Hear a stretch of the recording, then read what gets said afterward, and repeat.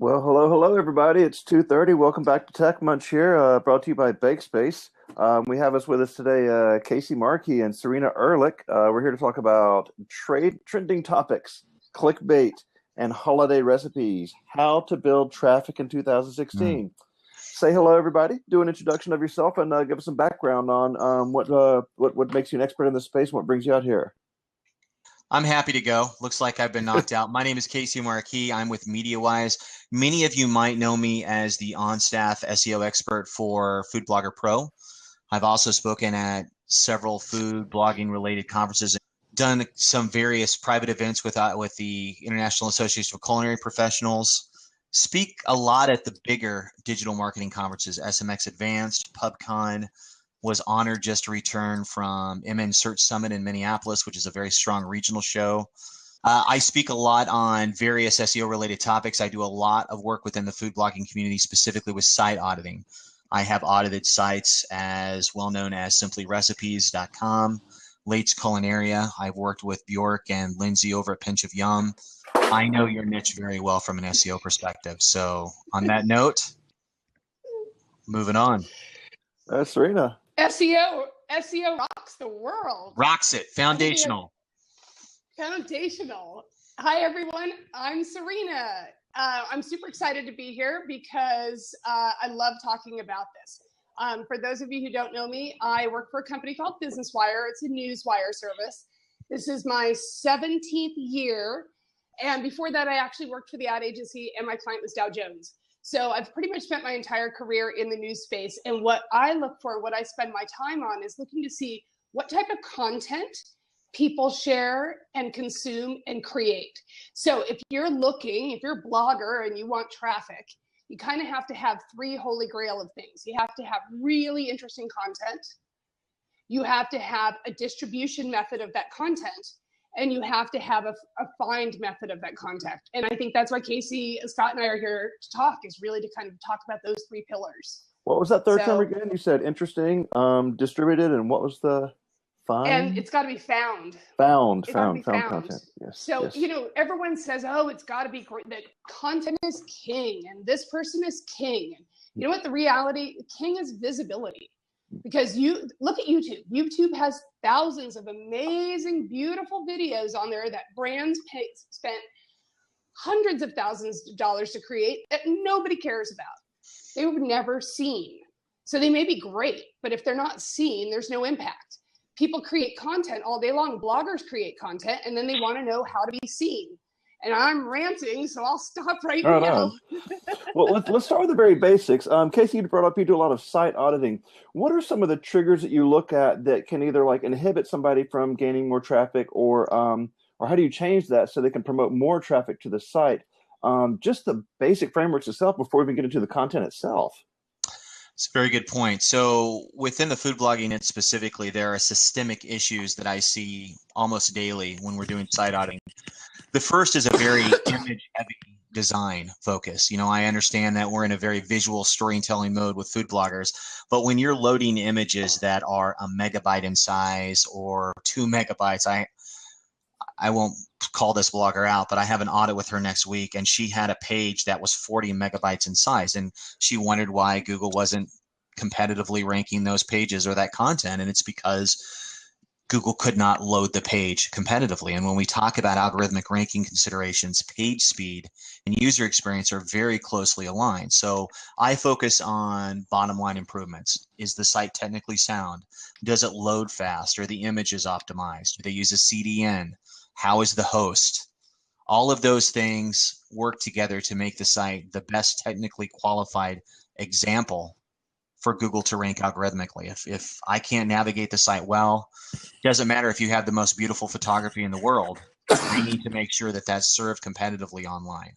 So those are just some of the very issues that we would look at. You mentioned CDNs. Exactly how does that work? Was it Content Distribution Network?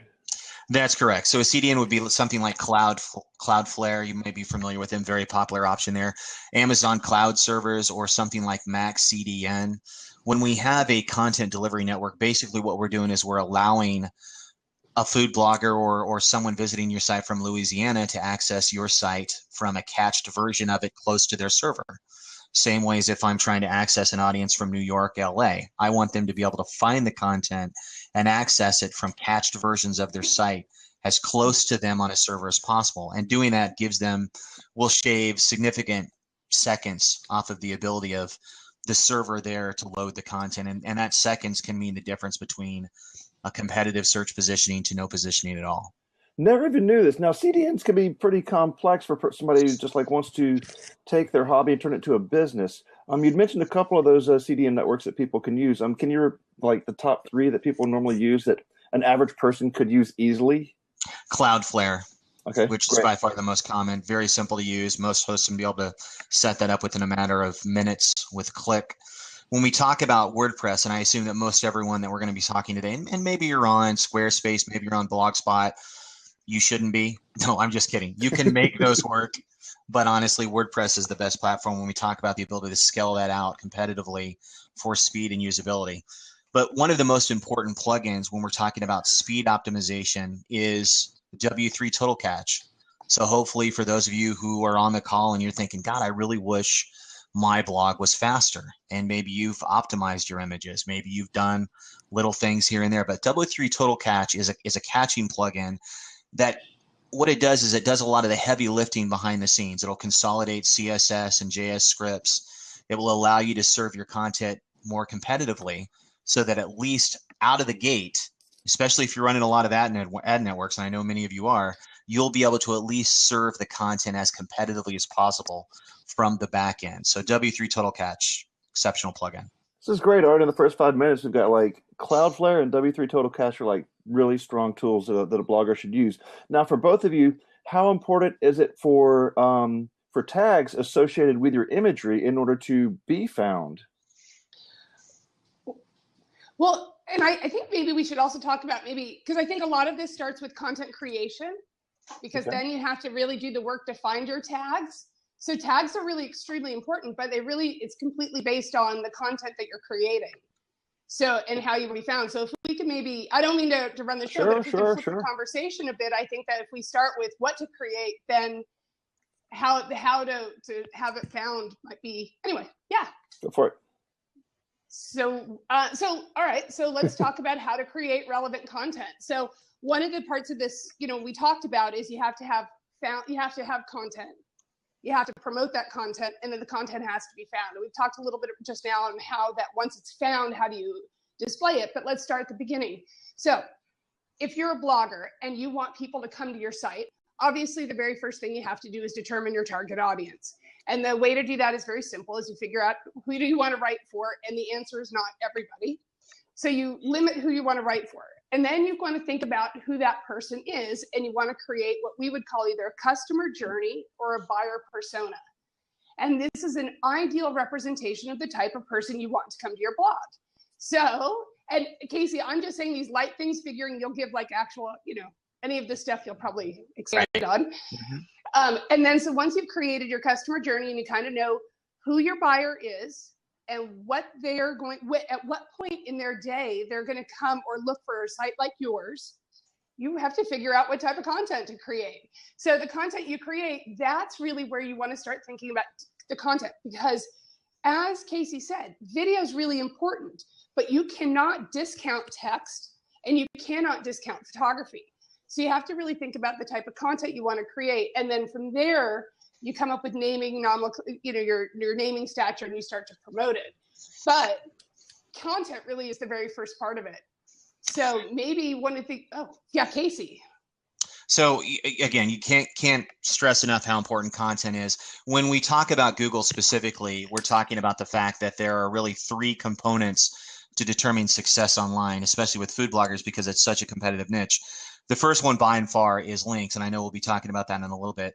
The second one is content. And when Google is talking about the 3 most important signals to them, they've already publicly come out and said links is number 1, content is number 2, and then they have this thing called rank brain, which I'm certainly not going to confuse any of you on about today, but it's a very technical thing whereby they use Semitic artificial intelligence processing to determine lots and lots of recipe keywords that many of you have never seen. Basically, every day Google has 5 billion searches, and half of that number has never been searched before.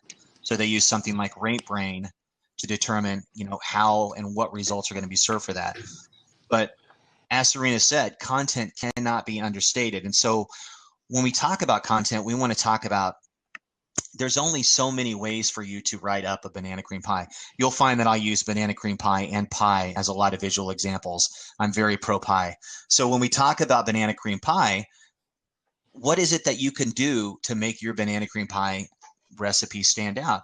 Surprisingly, you could use various tools which allow you to see that when people search for banana cream pie, a lot of them are searching for things like, what's the best banana cream pie I can use with artificial or instant pudding? Or maybe there's a specific kind of crust that you could focus on. Whatever you can do on the keyword side to make your recipe stand out is going to be substantially more effective for you than trying to pull out topics or information on a niche that is so, banana cream pie is so general. It's going to be very hard for you to stand out unless there's a unique twist to it. Well, what tools and are Casey, there? wait. So Casey, can I jump in? And actually, Scott, I'm going to answer that. So one of the things I discovered a couple of really great tools that I always tell my clients about when I do a lot of public speaking for Business Wire. And one of them is obviously Google Trends, where you can go in and, for example, at Business Wire, we're a news release distribution company. But people don't use the word news release. They use the word press release. So when we write content, we have to use the word press release, right? So I like Google Trends because it gives you these overall trends. Like, what's the new hot trend? Is it going to be cupcakes or is it going to be pie? You can use keyword tools. But my other favorite one is to use a tool called Google Suggest. Now, the way that works is you have to use a totally clean browser. It's got to be a completely clean browser. But you go in, and so this is one that you've never done searches for. It's not the incognito window. And you start typing in keywords. So I love banana cream pie. You, Casey, and I. So banana cream pie. I would go into Google. I would open up a clean browser. So this is going to be Firefox. And in quotations, I'm going to type in banana cream pie. Google's going to start to auto-suggest keywords. Then I'm going to put, after banana cream pie, I'm going to put the letter A. And I'm going to delete it, the letter B, delete that, C. I'm never going to hit enter, but I'm going to look at the terms that Google's suggesting right there. And those reflect real-time search. So yeah, and that's, let me just interject. And Serena, again, fantastic suggestion on Google Suggest. We're going to hack that a little bit and make it easier for you guys to use. So as Serena said, you could definitely go there, you could type in, it'll do autocomplete, and that's real time. It's based on search volume. What you'd want to do, though, is use a term that will automate that for you. And one of the better suggestion tools out there that'll do this is called Uber Suggest. And basically, Uber Suggest is Google Suggest. So if you go to Uber Suggest, it'll go ahead and print out a list A through Z. And I've probably misspelled Uber because, again, I'm terrible at spelling. But let's try that one again.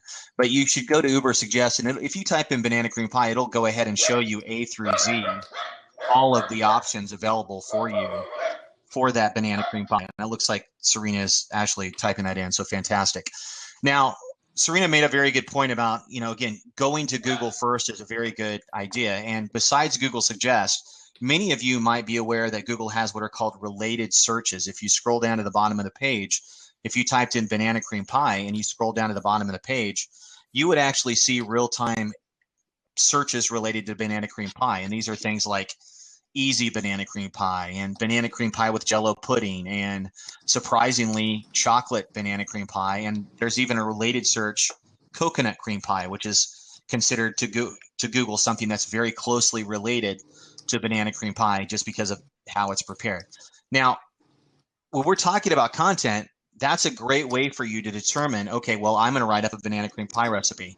I'm noticing that there's lots of these related terms being referenced. I'm going to try to use those terms in my banana cream pie recipe. Or better yet, maybe I've decided, okay, I'm looking at this and I could see that there's some specific questions referenced that a complete resource on banana cream pie might be able to answer.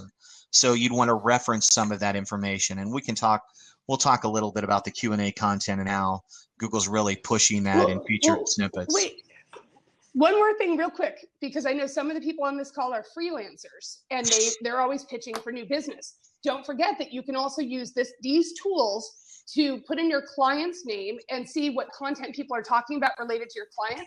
Then you suggest those in your pitches when you're pitching a brand or you're pitching a new piece of business, and it helps you become more relevant to the company you're pitching. All right, Scott. And digging into like the everything related to banana cream pies, do any of these actually rank the popularity of these terms? And if so, is there a sweet spot? Sorry, bad pun. For which search terms to use in your content? Should it be the most popular terms or the least lesser popular terms, or somewhere in the middle where you can actually own that term as your article gets circulated? Well, that's a good question. What you're talking about is whether or not you're going to concentrate on the broad term, like banana cream pie, or you're going to concentrate on the long tail, more specified banana cream pie term, like banana cream pie with instant pudding or something along those lines. And there are several of those. And the trade-off is pretty obvious. If you try to concentrate on the broad term, unless you have an extremely strong domain authority, or maybe you have thousands of unique linking root domains, it's going to be hard for you to compete with the Simply Recipes and the Damn Delicious and the Pioneer Women blogs of the world. So maybe you do use something that's a longer tail, and you can use tools like Uber Suggest and Google Suggest, and another one which I certainly do not want to forget. I'm going to go ahead and drop that in now. Answer the Public. Answer the Public by far is probably the greatest tool you will see today. And the reason Answer the Public is so awesome is because it tells you what questions are formulated around specific search queries. And Google wants to rank Q&A content. They want to actually pull that information up into what are called featured snippets.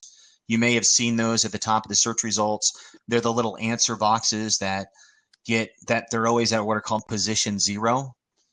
And if you can get into those, that is a incredible amount of traffic. And they're not tied to authority. You don't have to have a domain authority score of, say, 50 plus or thousands of linking root domains. That is specifically tied into the quality of the content. So if you have, a great how to make sangria recipe that is very clearly delineated with steps and lots of information, you have the opportunity to get pulled up into this position 0 for these featured snippets. And that is just an unbelievable amount of possible traffic for you. So then would you recommend having a short form recipe for ease of use, and then maybe a long form recipe beneath it in order to be indexed better by the search engines? I wouldn't. And the reason I wouldn't is because that's disconnected for the user. When we talk about recipes, what we're talking about is a specific format. We want to have a couple things. First of all, we want to have these awesome, many of you on the call have probably seen those nice big print recipe and jump to recipe buttons. The reason those are there is because Google is all about user experience. Google wants you to fulfill the need of the user as fast as possible. Especially on a mobile device, many people don't want to scroll down through 8 or 9 pictures and dozens of paragraphs of content. They want to get right to the recipe. That print to recipe and jump to recipe button is a way for you to fulfill the need of the user. That's the first thing. That's at the top of the page. Then when we talk about the recipe, you might have heard about the Phantom update, which happened last November. It affected big sites, including Elise over at Simply Recipes and others. What happened there was that a lot of you, and this happened with many of the audits I've conducted, had a lot of unrelated content at the top of their recipes. Maybe the banana cream recipe that you were talking about was an heirloom passed down from your dying grandmother years ago, and you told a nice little story, and that was great. But Google hated that because it disconnected the user from the actual point of the recipe, which was banana cream pie. So they started penalizing sites, and still do, if you have a lot of unrelated content. So when we're talking about a recipe, it's not just having the short information like you said, but also making sure that you have related information about the recipe. You want to have a start, a middle, and a finish where you're talking specifically about, this is my banana cream pie recipe. This is why it's an awesome banana cream pie recipe. These are some issues you might encounter when you're making this banana pie recipe. These are the answers to those questions you'll have when making this banana pie recipe. If you do this, you will rank substantially easier, quicker, and higher, regardless of your domain authority, than you would by not doing this. And I hope it's helpful for you. Fantastic. Well, getting back to content and actual content scheduling. We've gone through like really deep research on the topic itself. And the good thing about recipes are you can jump on trends just based on seasonality. So what are some ways to take advantage of seasons, special events, and holidays, and how far in advance should people plan out their editorial calendars to take advantage of all this stuff? Yeah, that's a great question. So, and we've done some conversations with BakeSpace and TECHmunch before on this. So if you search editorial calendar and TECHmunch hashtags, you'll find these discussions. But you know, the real thing you want to do, so that's the nice thing about working for a newswire, is we get to see how the news content and the news cycle goes year to year on an annual basis based on events. The trick is that you want to start thinking in advance what you're going to do. So when you decide you're going to start blogging, or when you decide you want to make your blogging life easier, literally the easiest way to do it is to get organized. So one of the things you want to do is determine how often you want to post, right? Once you've determined how often you want to post, you want to pull down an editorial calendar. And I'm not just talking about holidays, right? We're talking about all the editorial calendars. Hopefully you guys can still hear me. Let me know if you can't, because everyone else just went dark on my end. Totally hear you. Okay, so perfect. So what you want to do is you want to pull down not only the editorial calendar that gives you holidays. So we're not talking about only the holidays like Christmas and all of this.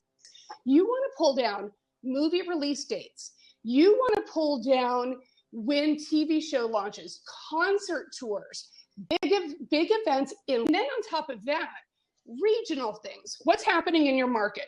And let's say you're in a market that has a lot of food bloggers like Dallas. One of the things you guys could do is also create your own blogger events in Dallas and get those on the calendar. So for example, let's say that you're a huge fan of a TV show like Kimmy Schmidt, and you decide that when Kimmy Schmidt's new season comes out, you're going to do a baking challenge to bake something that Kimmy would have made when she ate in survival camp. I don't know. Long story, you want to start creating ideas, concepts, and you want to lay this into the calendar. And then you want to start getting ready and pulling your content. And so throughout the year, as you take photos that you think you might be using in your content, you want to name those photos. You want to save that information. You want to start compiling content as early as possible that fits in this editorial calendar. And then you want to create recipes, programs to support it. But then you want to start publishing out teasers, a part of this information early, because people start searching for keywords related to holidays much earlier than you actually think. So, and obviously, Casey, you can tell me if I'm wrong. I'll pass that part of the discussion over to you on how and when you want to start publishing your content. But you want to think about your content in 3 ways. You want to think about your content in text, in photo essays, and in video. So from the news perspective, we know that people consume in 3 core concepts right now, with interactive content coming up soon. So you want to have a text version, you want to have video. For that video, you want to make sure you're uploading that directly into Facebook. For your text posts, you want to be publishing them into Facebook through instant articles. And then obviously you want your photo content. And so once you've created that, you call Casey and he'll tell you how to promote it through optimization. And then right before I turn it over, don't forget to pitch your workout to other publications. The #1 thing that Google trusts and consumers trust alike is editorial coverage. So if you can get other people to write about you, you get trust that comes in from that. Sorry, guys. We have some, well, they've given me the screen. I have complete control of all of you, I think. Okay, so that, again, fantastic advice there. The issue is one of the things you'd want to be aware of with regards to, and I pasted over a calendar here for you, the nationaldaycalendar.com, which is pretty hilarious. There are, you know, so you know when it's National Cinnamon Roll Day, so that you can start planning a week in advance for those great cinnamon roll recipes, or when it's a National Give Your Friend at Work a Pie Day. Again, so silly recipes, that silly holidays that you're going to see pushed out on Twitter and Facebook all the time. Very simple way for you to get some extra traffic by doing that stuff. When we talk about, and I've also pasted over the link to the editorial calendar that we recommend for WordPress. It's just editorial calendar, very simple to use. It's just updated about 2 months ago. 50,000 plus installs. It's what I would recommend. When we talk about editorial calendar, when we talk about content in general, and especially when we talk about planning your content for things like holidays, Serena is absolutely right in that you want to look ahead. But here's what I want you to focus on.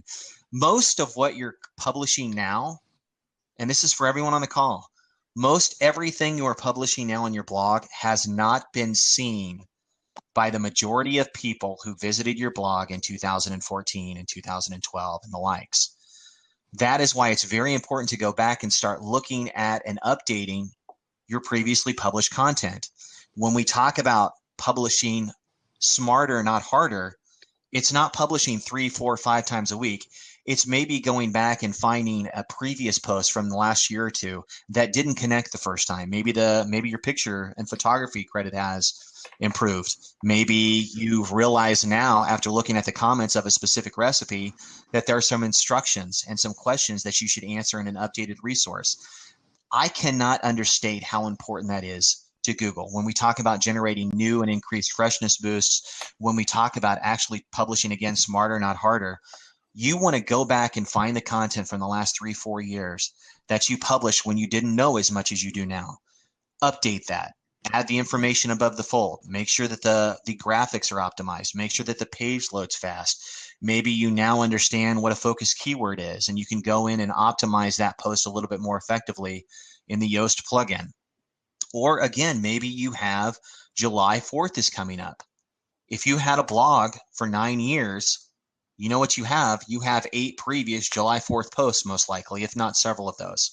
Go back and find those, republish those. Maybe you republish a series of them. Maybe you publish one a week before July 4th, the day before, on July 4th, maybe the day after.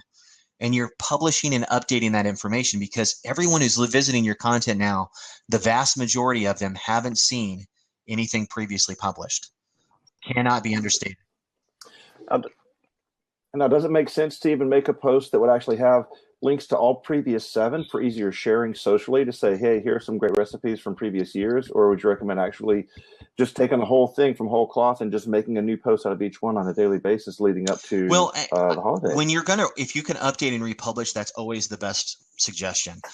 These link party posts where you link to 8 or 10 posts on another site, or you just pulled up a very quick resource where you've linked to 15 or 20 of your own posts, it's not as effective. And the reason it's not as effective is that you want to put in the time to make sure that each of your individual posts are as detailed and as current and as informative to the reader as possible. Google wants you to continually be republishing. And hopefully, for those of you on the call, you do not have dates in your URLs. If you have dates in your URLs, now is the time to remove those. We want to look at future-proofing your URLs. We want to look at future-proofing your content, so that content that's shared now, if you update that with dates, you've basically created 2 posts, and you're going to have to redirect the old dated post to the new one with the date. That's a huge SEO disadvantage. So if you have dates in your URLs, it's something I would really urge you to get rid of. Please don't just change your permalink structure without doing things like redirects. Question about, if we update a post, do we delete the old original? Well, no, absolutely not. If you've updated the post and republished and you don't have dates in your URLs, you can just republish at the same URL and you're fine. And that's what you're doing, is you're sending out freshness signals to Google so they can come back, see the content, you've updated it, you've reshared, nothing changes. If you have flat, future-proofed URLs with no dates in it, you are set. That's exactly what we want. So in the future, if you find a way to improve your recipes, you can just continue to update and republish that same URL. Now, if you have a different URL and you have to update a post, what you're going to do is that URL is going to change because it has the date in it. You can't just update it the old dated URL. That's just not how the WordPress permalink system works. So in that case, you would have to do a 301 redirect from the old post to the new post. And yeah, there's a plugin recommendation there. And honestly, I can't give you one because hopefully those of you on the call are using Yoast. If you're using Yoast, it has a redirection manager built in. That's one of the main reasons I hope that anyone who is not using Yoast does use Yoast. And they can also update, because if you update, then you activate this redirection manager, which allows you to move the post directly in there. If you need to download another plugin, there are various plugins. One of them is called Redirection. One of them is called Simple 301 Redirects. Both of those will work fine if you need to go that route. Hey, can I give a couple tips? Sure. Can I hear? Yep, Can you we hear can me hear now? you. Yes. All right, I know. So, okay, so let's actually talk about the content you're creating, because now again, we're talking, so what about this? When you're refreshing content, how can you make it fresher? Here's a couple of things. Look exactly at the content piece you're updating. Most likely a couple of years ago, the content piece that you had was probably very heavily text. And it probably you had blocks of text. Here's what I want you to do. Revise your text, you refresh it a little bit, but in between your text, I want you to layer in more images. Instead of thinking about writing like a New York Times piece, think about publishing like BuzzFeed does. More images, smaller text. Now, you don't want to do this in the middle of your recipe because it'll make people mad because they want all the data in one place. But think about it. The other thing to think about is adding video with every one of your posts. So yeah, what she's talking about is, and I'll just say a little bit about it, is her goal. She was correct in that, again, we're a visual field. For those of you on the call, I know visual photography is very important. However, to Google, it is not that important. We want to continue to publish extremely good photography, yes, but it's not nearly as important as the content. Absolutely not. So if you have a post that has 8 or 10 pictures of your recipe and you have very little content around those photos, it's not going to perform as well, especially algorithmically with Google. So you want to spend some time building out the content. It's very important. If that means you only publish 2 or 3 or maybe just 4 max photos with your recipes, awesome. Do that. Make sure those photos are beautiful. Make sure that they're optimized. Try to get as close to 100 kilobyte max per photo, which absolutely you can do. But don't worry so much about, you know, having 11 photographs in a post. Those days are over. Well, no, I would say that's maybe over from an SEO perspective, but from a content consumption perspective, we're actually seeing that format increase visibility of content. So I'm looking at it from a readership perspective, not from the technical perspective.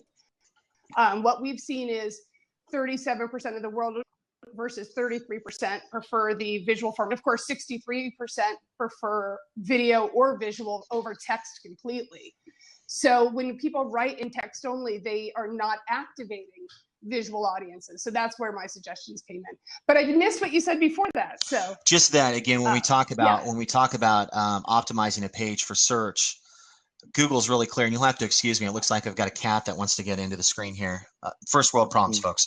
So when we talk about optimizing a post, it's very seldom that you see the need to have 11 photographs in your regular recipe piece these days. And the reason that is that if you have 11 photographs, and let's say you've optimized them extremely well, maybe each of them are less than 150 kilobytes, that's still over a megabyte just from the photos. Now, the average page online, average page is about 1.7 megabytes. Do you know what the average page size is for a food blog?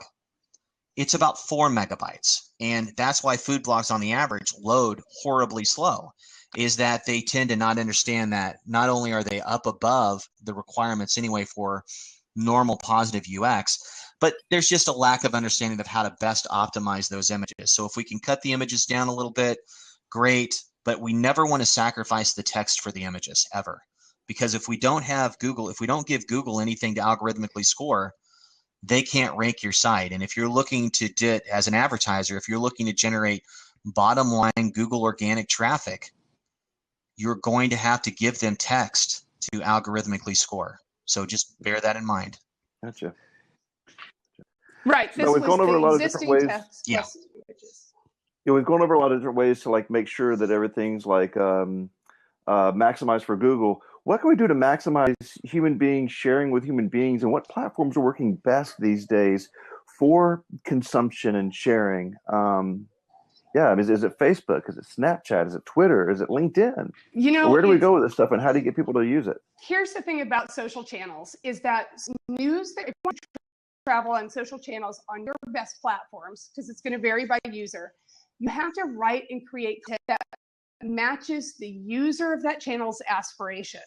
So for me, I still think Pinterest is one of the top places for bloggers because it's where people are going to build their aspirational lives, where they want to find the best banana pie, where they want to find the best things.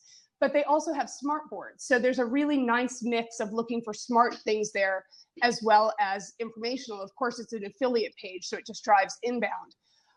Facebook video does very well, but I love a free tool called Click to Tweet. Click to Tweet allows you to put a hyperlink anywhere in your content that you can put any lead, like click here to share on your Twitter account, click here to share this out. Because what will happen then is, as people are reading your content, if you can provide them triggers for advocacy in appropriate places, you can get advocacy. And what you want is somebody else sharing out your content. The trust in your content jumps in value when a third party shares it out. So the more shareable your content can be, the more likely you are to get it out. So again, this is where you want to make your content. Putting a click to tweet. So click to tweet works really well with blog posts. With quotes, with stats, with finite numbers, or with challenges. Things that delight, things that educate, and things that make people feel first or smart. But if you can write your social update on the right channel. So right now we know Facebook allows video to be transferred the highest. But did you know that Facebook on your page, if you click the Periscope button, which looks like a Periscope, it's not Twitter's Periscope, you can actually do a ton of free targeting when you share your content out on Facebook. So you can actually, right there for free, no advertising needed, every update you send out, you can make it an update for a different audience. So you could say, this is the one I want to send to older audiences. Your grandkids will love this recipe. This is the one I want to send to my younger audiences. This is the perfect thing to surprise your mom. Or my mid-level single audiences, snag your man with this recipe. You can utilize very, very great, smart, and also somewhat free tools to target the right audiences and bring people in. You could have the same things you would target there. You create boards like that on Pinterest, and you start driving in this right traffic. Those are just some of the things that you can do naturally with some of your content that doesn't cost you any money. Right on. The hot topic these days seems to be Snapchat. Obviously, it's targeted more towards a younger audience. Has anybody heard of any experiences so far of people actually recording recipes on Snapchat, posting as a story, then downloading that story and then reposting on YouTube, and then being able to share that out across your other socials? Well, that's just smart content amplification. Every piece of content you create, you have to have an amplification program. I'm not talking about your SEO amplification, but your social amplification. So if you're creating a recipe, how are you going to get people to know about that recipe? Yes, you're going to tag it properly and you've got that set up, but how are you going to promote it? Let's talk about that real quick. If I could interject real quick. Since most of you are on WordPress, plugins are exceptionally important, and there are a lot of social sharing plugins. Many of you use Shareaholic. Many of you might be using Add This. I would like you to check out Warfare plugins. It's called Social Warfare. It is by far the best plugin I have personally used. I recommend it to all my food bloggers and audits. Social Warfare allows you, it's built for food bloggers. Basically, it includes Serena's extremely well recommended click to tweet functionality. It's built right into the plugin so that you can put those directly into the post as needed. It allows you to provide buttons which load the fastest. When we talk about, I mentioned page speed previously, every plugin you load into WordPress is going to slow down your site. So the fastest social sharing plugin out there is Warfare, Social Warfare. So when we're talking about saving off those nanosections, every time, use the right plugins. Now, Social Warfare is a paid plugin. It's about $24 a year. It is the only paid plugin I use and recommend. It is designed for food bloggers because it has so much Pinterest functionality built right in so that you can specify various posts and pin, make sure that they're all unique directly from the post page. So check that out. Again, I'm not enumerated at all for them. I use it on my site. I just know that it's the best when we talk about page speed load, when we talk about things like click to tweet, when we talk about being able to pull in all that Pinterest functionality that you all need so importantly. For many of you, it's still your biggest referral of traffic. It's Pinterest, then it's Google, and then it's Facebook in many aspects. So certainly something to think about. And don't forget if you want to even start thinking about doing some paid stuff to get into your site, Facebook's got some pretty easy ways to do paid, but Pinterest paid may be even better for you. So really think about the platforms you want to reach and then do some paid there. But the other big thing to do is crafting your headline, your social update. You really want to craft a social update that gets people's attention. And remember, people love stats on Twitter in the morning. So maybe 62% of people love banana cream pie more than anything else. Drive a link in. Of course, you want to use the keywords and the other ideas shared earlier on how to craft those questions that generate that inbound traffic. But you want to make sure you're using your social for that. And then lastly, do we want to talk about PR? Do we want to talk about how to kind of promote your brand? Has that already been covered? Is that part of this? What do you guys think? Absolutely. Go for it. No, somebody was asking earlier about like, well, how do we get the press to talk about this or something like that? That was a while back. I have to look up the stream, but yeah. Let's talk PR. I mean, obviously, the first thing you want to do is you have to be interesting. No person out there writes articles just for fun. So you need to be relevant, you need to be interesting, and you need to think about what's relevant to you. So, for example, as I said earlier, let's pretend that you're in Dallas and you're a food blogger and you kind of wanted some PR for yourself. Do you know one of the things you could do that I actually did for startups here in Silicon Valley or Silicon Beach with USA Today? We wanted to get our startup in USA Today's technology section. So the only way we could get in is if we offered a series on being 5 of the top leaders of Silicon Beach. And that happened. And our Markee was on the front page of USA Today. So why not partner up with other bloggers in your market and come up with a storyline? Not Foster again. It's a battle of the She was talking about specializing in your market, and can't stress that enough. Especially, I know Eric has already noticed it in the stream here. Niche specialization is really what you want to do. If your focus is Southern comfort food, try to seek out some other bloggers that have a focus in Southern comfort food. Maybe you can do a cooperative marketing initiative with them so they can start promoting each other's accounts. So Serena's back again. Yeah, partner. There you go. So yeah, I mean, and then lastly, think about pitching around events. Again, let's say that a big movie's coming out. So Independence Day came out this weekend, right? What if you created an Independence Day feast? You could pitch that as an idea to your local food bloggers. Says, look what I did. Here's the top feast for this. And you don't have to think about pitching just media outlets. Think about pitching your peers. Think about offering also, what about you writing an article about your peers, meet some of the other top food bloggers. Find ones that don't compete with you, but align with you. Do a traveling dinner where blogger 1 is going to write about and create an appetizer, blogger 2 an entree, someone a side dish, and someone a dessert. And then have a dinner online using Blab to showcase everyone cooking and having the dinner. There's a lot of things you can create that would generate topics for you. And then also, of course, look for food trends. When beets became hot, and this is again where you want to be ahead of the curve, which again goes back to the tools that Casey was talking about using for research, is once you know what topics are coming up, again, create ideas and programs and pitch them outward. And do not forget morning television. You got to be up at 4 o'clock in the morning for this, but morning TV, especially on days when the government buildings are closed, pitch morning television. If you're willing to go in and show, you're willing to do it. They're willing to cover it, but pitch when the government's closed. Eric here is asking, can you guys talk for a minute about social signals, SEO effect from posts on social media? To what degree can social media posts impact your SEO? Yeah, there's no direct algorithmic effect for social signals in search. This is was continually asked. It was just recently asked at SMX Advanced in Seattle over the last couple of days. Gary Isles is the kind of the Google mouthpiece now. He came out and says, no, we still don't use social signals for algorithm consideration. However, social signals tend to align and reinforce strong existing content. So what you want to do is, as we discussed previously, is make sure you've optimized your content socially.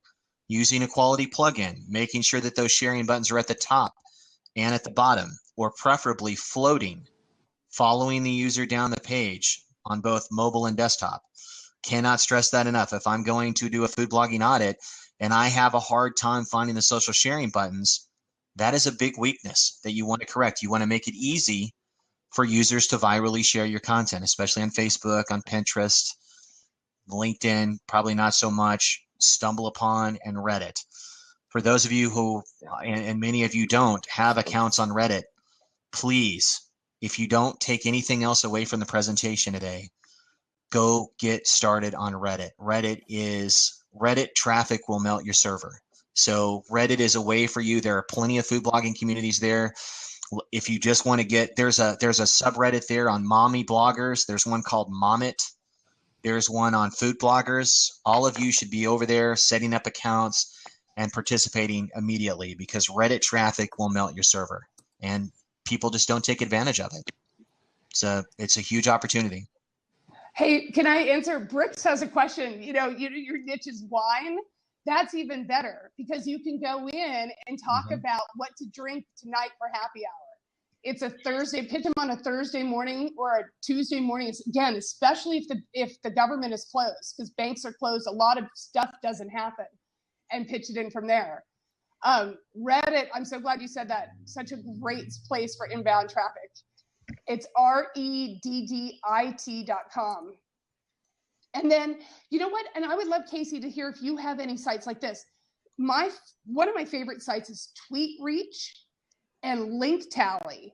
And those are sites where you can put in any URL and it'll tell you how far that traveled on social. Now, it doesn't give you a complete picture, it's a snapshot, but it's a really great way to see how far blog posts, what the impressions were, potential views, and of course, people who shared it out on Twitter all in one spot for free. Yeah, I pasted it over. I actually use howmanyshares.com, but there's a dozen of these sites that'll do that. So if you're looking, and I do that, I'll pull out when we're doing a site audit. I want to find out what the most popular pieces of content are, and then I want to compare the social signals those recipes have generated to the actual links those recipes have generated. And sometimes there's a correlation. Most of the times there's not, and that's an opportunity, because if something has generated 50,000 pins but has only generated 2 links, that's an opportunity. I might have them refresh and reshare that, but I'll provide a more detailed linking blueprint that they could use to hopefully pull in some actual links, which is what we want to do. I mean, we go back to when I was initially talking about linking root domains. I know it's hard as food bloggers. How do you get links? But everyone's putting up great content. There's 2 million blog posts published a day, so the content's not enough. You're going to have to learn how to promote that content, and you can use Facebook ads. You can do simple boosted posts. You can submit that stuff to StumbleUpon, to Reddit. You can many of you might not be aware that BuzzFeed allows anyone to set up a community account and submit their own content. You could become a community specialist, and you could set up these long BuzzFeed posts that magically have maybe a couple links from your own content in them. That will lead to other posts. Now, BuzzFeed is usually no follow, but that's okay, because the BuzzFeed post will be picked up by Yahoo, and the BuzzFeed post will be picked up by other media conglomerates. They tend to rewrite some of the content. Those links tend to be do follow. So it's just a matter of you utilizing these channels to drive a little bit more targeted equity into those existing content options. And one other idea is to do op-eds. I mean, I work for a company that didn't have, because we're a vendor, a lot of people don't necessarily publish about us because they think we're being promotional. And yet I place probably 300 op-eds a year. So these are op-eds or publications that I wrote or my team wrote that promote 100% my concept, and yet other people's publications are publishing them. Forbes.com, Fortune, any publication you can think of, New York Times, Wall Street Journal, just go to the editorial contact page and there's almost always a submit a post option. Now, this is a great way, a great time to pitch your holiday editorial calendar idea, that you put into the calendar 5 months ago and you've been brainstorming on, and you have such a great idea that you can put it in there, and then on your blog, write a blog that intros back to that main post so people drive the traffic there.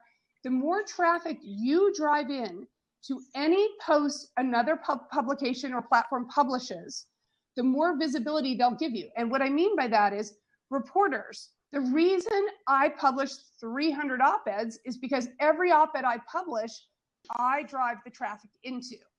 So the article gets visibility, and therefore they're allowing me to publish again. So op-eds are an amazingly great way because they also give you follow links. Yeah, I can't stress out. That's just a fantastic tip. So hopefully you all wrote that down. When we talk about, again, content marketing, it's not just your own on-site content. Don't be afraid to guest post. Guest posting is not dead, but syndication, unfortunately, is for food bloggers. And the reason that is because many of you on this call probably do not have 5 or 10,000 unique linking root domains to your site. And because of that, if your article or your top recipe gets reprinted on a site like HuffPo or one of the other big sites like All Recipes, and it's word for word, Google is terrible at determining who the original version of the content is. I have seen bloggers in tears with audits when I've done audits for them, and I said, hey, you had this fantastic recipe on sweet potato pie. Did you know that Huffington Post now ranks above you for your own recipe because you reprinted that article, that recipe on Huffington Post, word for word, and because of that, Google determined that it was the canonical or the true version and suppressed your own on-site recipe. So if you're on the call, folks, and you're thinking of syndication, you have to make a decision. Is the traffic I'm going to get worth losing the future ranking ability of my top recipes? And I don't think it is. So if you're going to syndicate, know how to do it correctly. Understand, look up things like a canonical tag. Look up and understand that if you syndicate, there are risks, and do it correctly. I would say I agree with that 100%. There's literally anytime you publish first content, including putting video into Facebook, anytime you publish on another person's site, you're losing. But it all depends on what your goal is. And the goal is hopefully never to just have one great recipe. The goal is to get your name in front. And this is only when the value of the publicity of your news turns out to be higher value than that long tail traffic. So the thing, Casey is exactly right. If you want to be found under Great Grandma Joe's sweet potato pie recipe, and you give Great Grandma Joe's recipe to Huffington Post, you lose it. But if you're using that article to lead into, this is just one of many sweet Grandma Joe's recipes, you may end up getting the visibility and onbound traffic. So it's a choice to make, and it's always going to depend. It's always going to be a trade-off. You may put it on your site and nobody ever sees it, so that it becomes that. So, but don't take a risk. Don't assume if you publish it, like Casey said, don't assume if you publish it here that, oh my gosh, all of a sudden my site's going to blow up. But don't forget that if you publish it here in print, you should have a video on YouTube with that SEO in the title going up at the same time. So you may lose the print version, but you may retain the video version. Just some ideas. We're about to hit the hour mark here. So before we wrap up, does anybody have any additional questions while you've got these two fantastic experts on the line? I know that there's some. Just type it in the message area and we'll see what's coming in and we'll answer those and wrap it up. But this has been fantastic. You know what? Can I say one everybody. thing? Wine Harlots has a great point here. When Google hates duplicate content, this is why Casey and I were talking about no follow links. No follow links allow you to utilize some duplicate content. I work for Newswire, so we have duplicate content on all over the web. And the reason that Google allows it is because we have no follow links. So we put news on 1,000 sites, but you won't get the SEO juice for it. So you can have duplicate content, but you have to be very, very clear to make sure that it is not being indexed twice. So that's why you'll see some publications do it, but be really careful not to publish duplicate content on other sites unless you're aware of what they're doing in order to make sure that this is okay.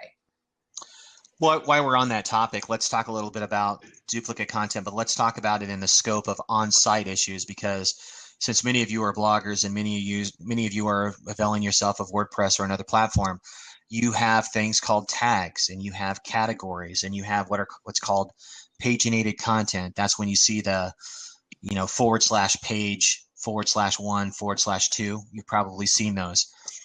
That's duplicate taxonomies generated by the WordPress system by default. There are two schools of thought on what you should do with tags and category and paginated content and archives.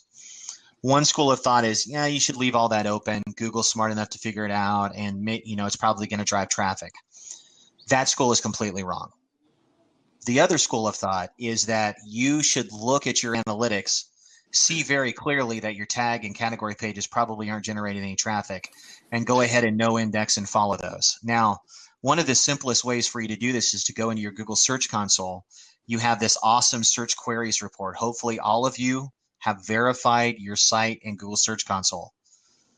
If you didn't, you might as well just log off now and go do that. First thing, we'll wait. Come on back. After you verified your site, Google provides you a significant amount of data. More data than anywhere else. The search queries report is invaluable. It shows you specifically Google queries. It shows you the traffic you're getting directly from Google, and you can sort that. You just go up and hit the click button, and it'll tell you, you can sort the content that had no visits and the content that had the most visits. If you do that, you will predominantly see no tag pages, no category pages, and no archive pages have generated any clicks. A page that is not sending you traffic is a page that you should not have open to Google. Very simple. So you want to go into your Yoast plugin, and then titles and meta, there's a little section there. There's also a section under paginated content. You want to click the no index follow button on all of that stuff, because we want it out of Google. Now, people can still use your site to navigate, and they can find these tags and they can find these categories. But I guarantee you, when you no index and follow this stuff, you're going to prevent the cannibalization of your existing recipe pages. You want to control where your traffic is going to come from Google. We don't want them to visit a category page that has your 5 sweet potato pages, recipe pages on it. We want them to visit the actual individual 5 sweet potato recipe pages. And if you block this stuff, you're making sure that you funneled all of those traffic visitors to the one channel that will provide you the biggest viral uplift. So there are some people who believe that you should leave tags and categories open. Bluntly, they're not as smart as me. So you should absolutely make sure that you follow those. And you will be happy to do it in the future, because your traffic will noticeably go up. So Casey, there was a question about how to tell if the site's already how to tell if your site's verified by Google. But also somebody has a question about Facebook tags. And so from an SEO perspective, do you want to answer both of those? So Facebook tags, we're talking about hashtags on Facebook. Yes. Totally fine. Actually, you guys, I did not put that correctly. I meant there's a question on Facebook.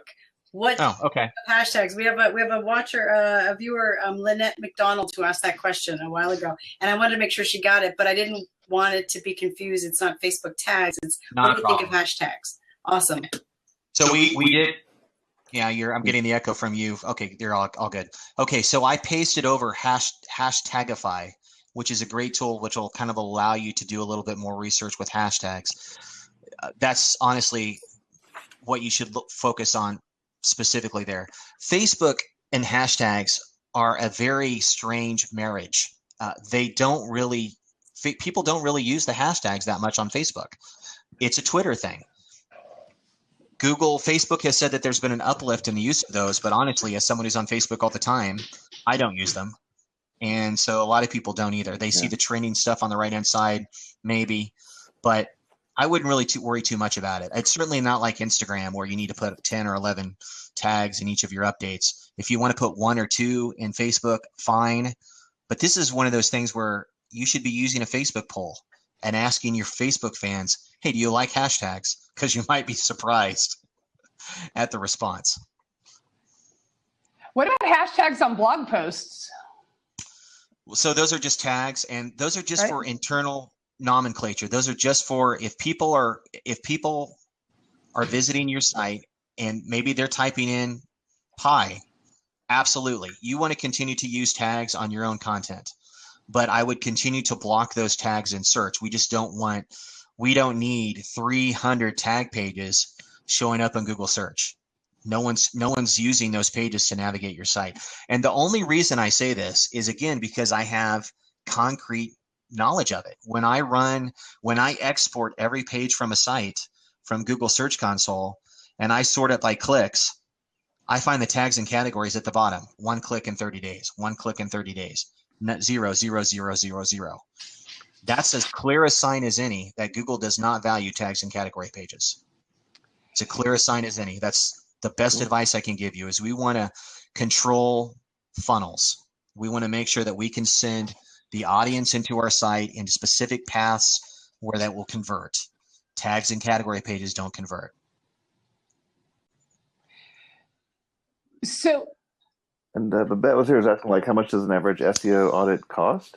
I have a food blogging audit package. I'm not here to promote that. If you would like to reach out to me on Facebook and Twitter, I'm happy to give you that information, but I don't want to make it appear that I'm doing that. Sure. I'm just here to provide some knowledge, and hopefully it's helpful.